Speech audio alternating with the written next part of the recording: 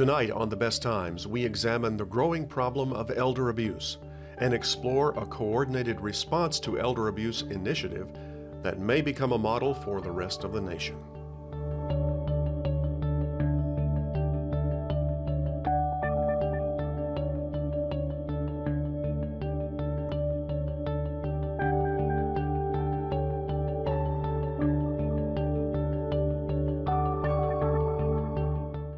Funding for The Best Times is provided by the Plow Foundation, striving to do the greatest good by helping the greatest number of people since 1964. Additional funding is provided by the members of WKNO. Thank you.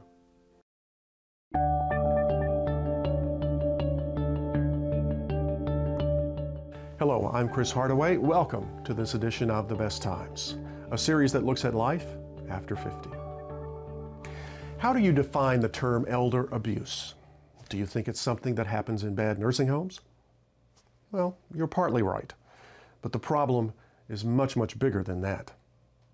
The National Center on Elder Abuse estimates that nearly 10% of the elderly population will experience some type of abuse. And that's just an educated guess, because most abuse cases go unreported. Tonight, we'll discuss the scope of the problem and see how local agencies are responding to elder abuse.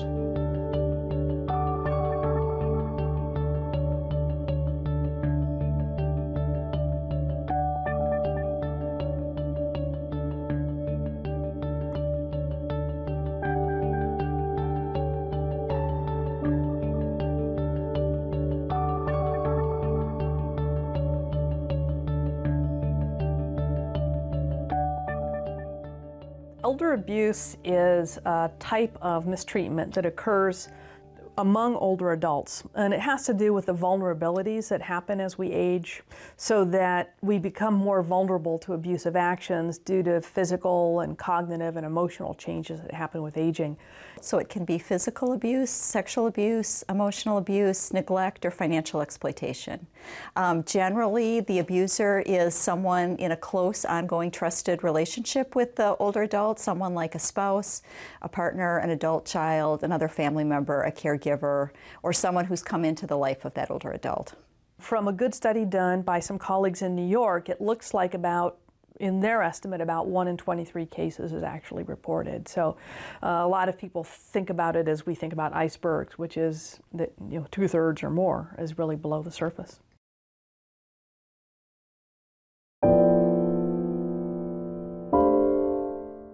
At age 72, Willie Watson was diagnosed with Alzheimer's disease.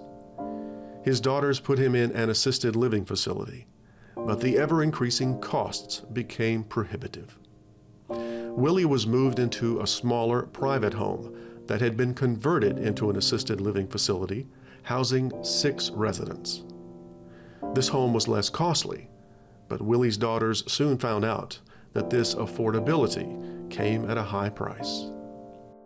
So within about 30 days of my dad being there, he just went down. His health degraded such where he was not walking. He walked in there, but 30 days later he was not walking, not mobile at all. There were signs that I got throughout his 30 days that, intuitively just didn't feel right for me. Why am I waiting at the door? Why am I ringing the doorbell for 5 minutes and you're not answering? And I know you're there. Food, empty plate of supposed food, but there was no food odor in the room. So, they were staging. They were staging it for my visits. Visiting time was between, 9 and 5. You can't come in the evenings. You need to call before you come, that kind of thing. So there were red flags that I got. So, after I was done and convinced that something was wrong, I called an ambulance. I had an ambulance service to come get him, and I took him straight to the hospital. We were there for about a week. Dehydrated, bed sores, the body was just really, it deteriorated a lot. The anger that Terica felt turned to frustration when she tried to report her father's experience after the fact to the authorities. The State Health Service, the police department, and the district attorney's office told her they couldn't take action because her father was no longer in imminent danger. No one even opened a case for me. They knew what the law stated, and they knew that it wasn't going anywhere, so they didn't even bother to open a case. I had pictures, I had, hospital records, doctor's notes, documenting what they saw once I brought him to the hospital, but it's just in a file now, so. Willie Watson is now in a new assisted living facility, and Terica is comfortable that her father is being treated well. But her anger and frustration remains. For me, when it comes to family, I'm like a pit bull. And I think most people are very protective of their family members. So it was frustrating to have those type of emotions, but no resolution or justice. So very frustrating.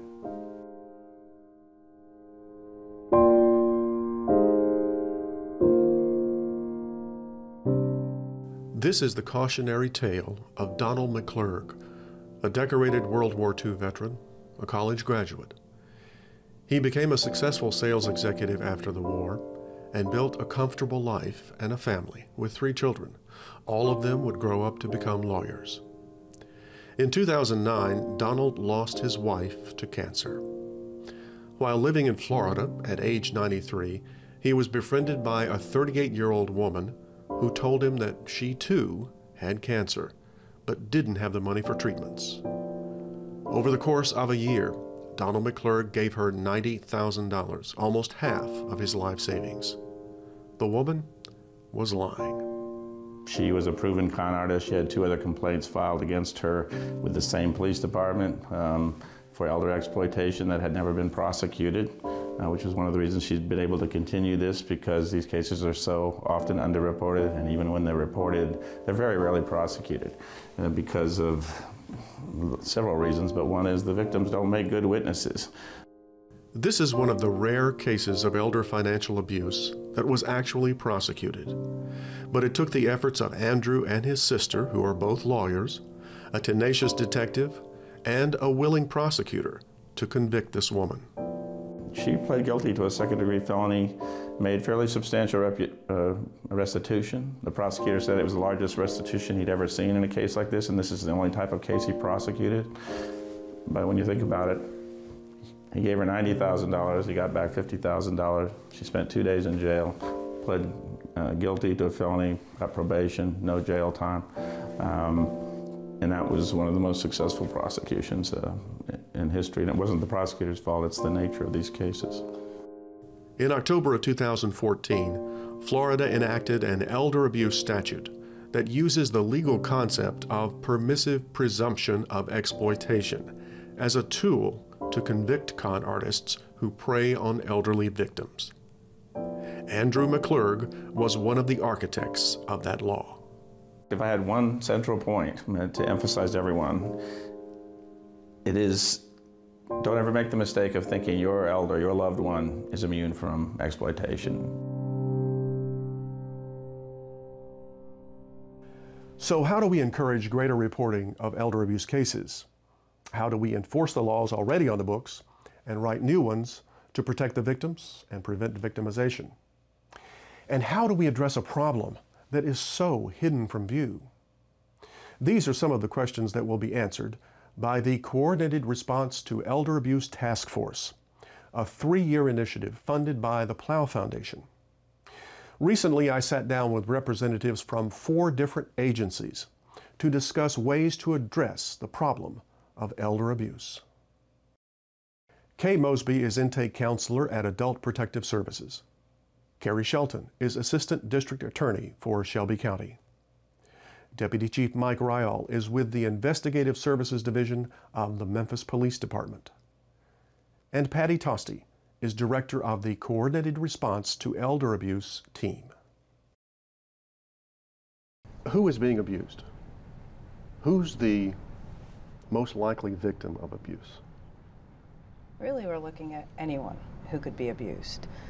Certainly those who live in long-term care facilities, those who are isolated are definitely more proportionately abused, as well as women. Those living in poverty and have some cognitive impairments are definitely at higher risk, but the reality is anyone could be at risk of being abused. Patty really touched on it's the isolation that appears to be the biggest indicator or the biggest gateway, because the more isolated a person is, the less likely they know A, who to reach out to, but B, think that they can. So if we define those at risk, who are the abusers? Who are the perpetrators of this? Like Chief Ross said, it's family members normally. Sometimes it's neighbors. It's anybody who has access to this, to somebody who's vulnerable and doesn't have the wherewithal to say, yes, this is okay, and no, this is not. That explains why so many go unreported, Yes. if it's a family member. I mean, that also explains, just like your first video, the cost is high. To get into a proper care home that's certified by the state, that's licensed by the state, that cost is huge. And when families start dividing the numbers, they love their parents, they love their family. But when they start looking at those huge costs, they try to find alternative means, so they slide into maybe an unlicensed situation which doesn't provide the proper care because they are balancing cost.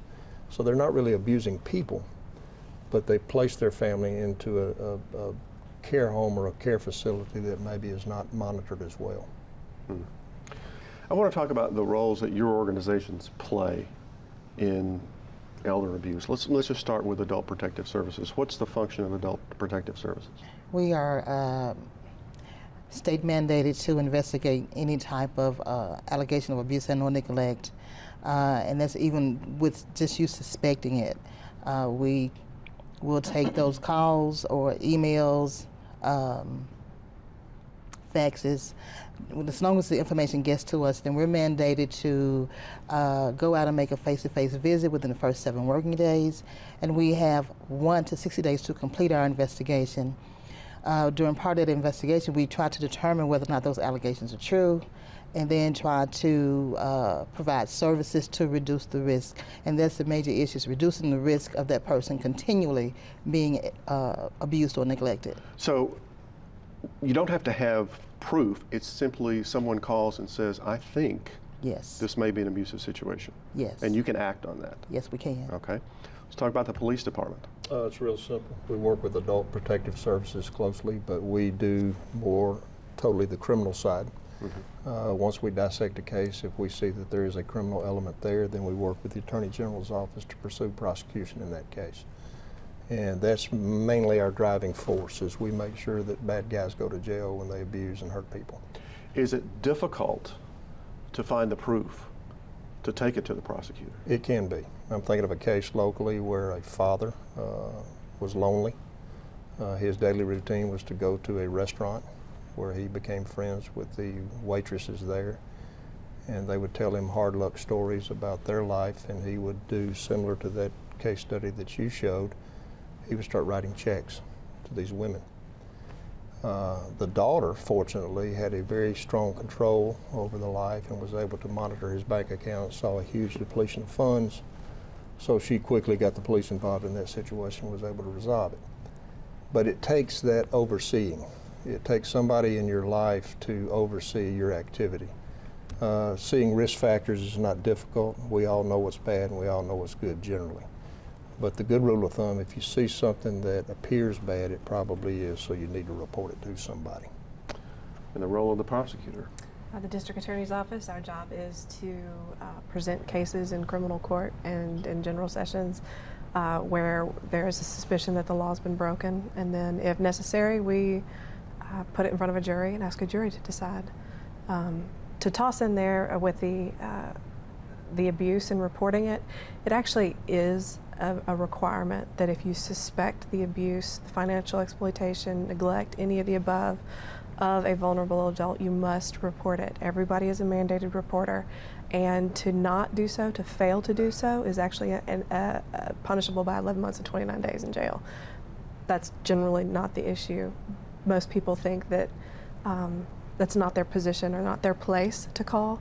And the good news about that is that, and Ms. Mosby can explain that a little bit more, they can do so anonymously. And that's to protect them, and they guard that fiercely. And so even if Chief Ryle and I go in and ask pretty please, they will not turn that information over to us without a court order. So that is a good thing to remember, and we have to have investigations done before we can begin a prosecution. People would start screaming if I pulled people in off the street and just threw them in jail. Well, I was about to say, if finding the proof is difficult, then it must be also difficult to prosecute someone. They are hard cases. They are.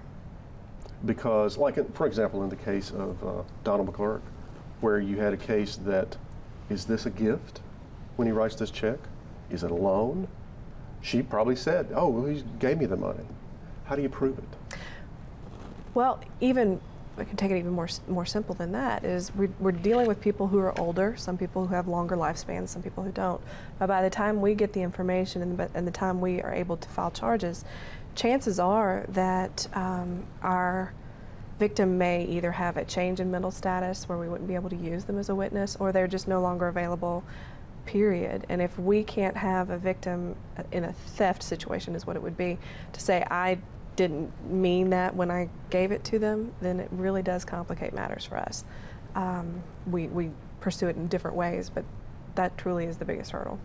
Yeah, in the piece, Andrew McClurg, he wrote the law article, and eventually a law was passed in Florida with the concept of permissive presumption of exploitation. Is that kind of law, do we need some kind of law like that on the books in Tennessee? I'd love to see something like that. It certainly would help things if we had a law like that, but also understanding that when we ask our legislators to enact those laws, that they're concerned about suspects and victims at the same time. Sure. But yes, that sounds like a fantastic law, and certainly one that I'd love to take for a spin, but that's not what we have. Well, from your standpoint, have you got enough teeth in the law to work with? Do you need more? I would love to see more. That would be fantastic. Well, we talked a lot about the problem. Let's talk a little bit about what we hope, I think, will be a solution, the coordinated response to elder abuse. Now, this is a 3-year grant from the Plow Foundation. Yes. Tell me about what this initiative is, what it hopes to do. The goal is to protect older adults by creating a coordinated response to elder abuse. So this response offers 24/7, so around-the-clock health care, 24/7 advocacy, and emergency housing as needed for those who are 60 and older who are potentially victims of abuse. And so in addition to those services that are provided, there's also legal services and a public guardian that are funded by the Plow Foundation. And what we do as a group is get together at least on a weekly basis as a team of individuals to make sure that none of these potential victims are falling through the cracks. We learned and have learned nationally and even locally, this isn't just about one agency resolving these issues. Bringing the agencies together to work together is really a key component, and that is what the coordinated response to elder abuse is intended to do. I'd like to hear from some of you about your reaction to this, to the idea of coordinating the response. Are we going in the right direction? Is this going to be a solution to an issue? It is definitely a solution, because for adult protective services, there's never been a one-stop shop kind of concept to call and say, I have a person who needs housing and they need someone to help them straighten out their finances due to financial exploitation. Say they've lost a house, because of foreclosure. So we've never had that before. So a lot of times our counsel will have to make several calls for each case, trying to get services or find out what agencies provide those services. I think here we've had agencies to do it, but everybody was doing it in an isolation, so nobody knew what the other agency was doing and what they needed and how their procedures were. So with this kind of answers it all. Okay. Now this is a 3-year grant. What do you hope to achieve in 3 years? What do you want things to look like 3 years from now? There's 3 different factors. One is we're looking at creating a coordinated response, and with the services that are provided, we're also offering system change. So we're going to take a look at policies and procedures to coordinate with one another.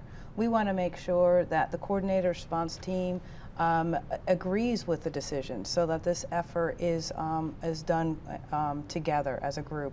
And we also want to make sure that there's ultimately victim-centered services, victim safety that's provided, and that they're pleased with the services that are being offered.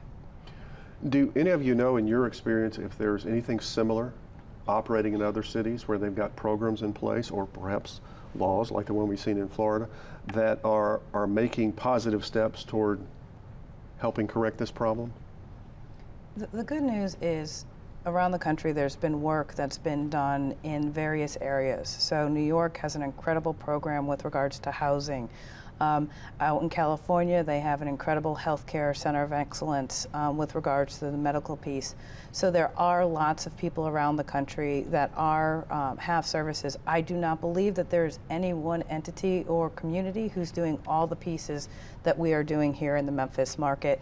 And that has been validated by some of the technical advisors that we are using at a national level to advance the work that we're doing and making sure that we are using best practices and innovative ways to respond to abuse.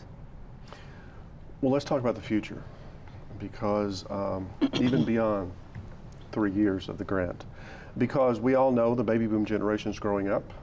In 15 years, 20% of the population is going to be over 65. We've never faced that in America.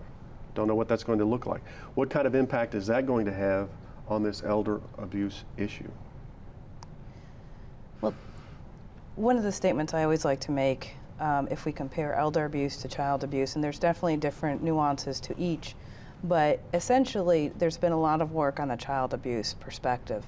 And we can learn a lot from the processes and protocols that have occurred over the years, and the funding and the policies and the laws that have been enacted.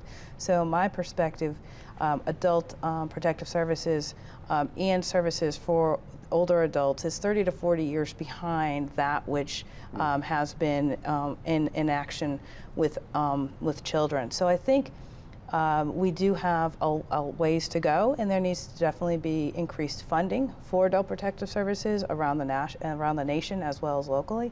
But I think there's some really good models out there that have been tested. I think anything that we do that brings more attention to the issue of elder abuse can only benefit Memphis and Shelby County. We have a very high, we've got high crime rates and things like that, but we also have some really good people who work here. And people who, in each agency that we have, who really want to make sure that things are in place as we get older, because we've said it over and over again, it's there, we're going to be there soon, so we want to make sure that everything is set up and working well. We have advantages in that our office and law enforcement work very closely together. That's not something you often see. We have advantages in that Adult Protective Services is wanting to work and make things better. And we've got advantages that we've got a fantastic foundation here in the city who wants to see things change. And so all the pieces are together. It's just a matter of learning what everybody else does, how they do it, and making sure that it is available for everyone to use. And we are certainly in a good spot for that to happen. It is very impressive. We would never have even anticipated something like this several years ago, and now this is what we have. It's very cool. And I know that the Plow Foundation, as the director of the Coordinated Response to Elder Abuse, we are planning past 3 years. So as we're doing the work current day, we're also looking at sustainability so that this work continues in longevity. And the biggest thing would be that we continue to bridge those gaps in services so nobody else falls through, nobody else has any longer risk because they don't have services in order to reduce those things. And I think what you said, Chris, a minute ago, with the older population growing, we better make our footprint now versus wait so that we can be ready for that process as it does grow. There's nothing better for a Memphis police officer at 3 o'clock in the morning, knocking on the door, sensing that there's abuse going on, but really doesn't have the knowledge or the education to really make that identification proper, but knowing that he or she has a team they can call that move immediately. And that makes a huge difference already. And this is just beginning. So we're starting to see some positive outcome from this new effort that we're putting in place right now.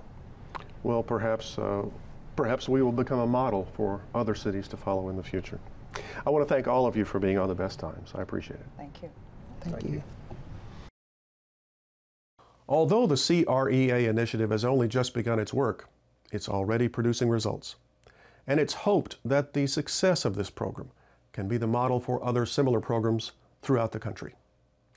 If you want more information about elder abuse, go to the websites of the National Center on Elder Abuse or the Administration on Aging. And if you want to report a suspected case of elder abuse, contact Adult Protective Services. That's all for this edition of The Best Times. I'm Chris Hardaway. Good night. Funding for The Best Times is provided by the Plow Foundation, striving to do the greatest good by helping the greatest number of people since 1964. Additional funding is provided by the members of WKNO. Thank you.